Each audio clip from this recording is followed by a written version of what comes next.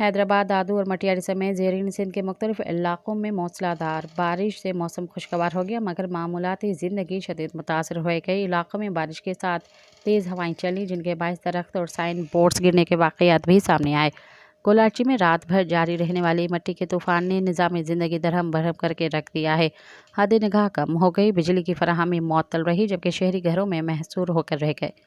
طوفانی ہواؤں کے باعث کئی دیہی علاقوں میں کھمبے اور چھتیں گرنے کی اطلاعات بھی موصول ہوئی ہیں۔ محکمہ موسمیات کے مطابق آج سندھ، پنجاب، خیبر پختونخوا اور وفاقی دارالحکومت اسلام آباد میں مزید بارشوں کی پیشکش کی گئی ہے۔ محکمہ موسمیات نے شہریوں کو ہدایت کی ہے کہ وہ غیر ضروری سفر سے گریز کریں اور موسم کی صورتحال سے باخبر رہیں۔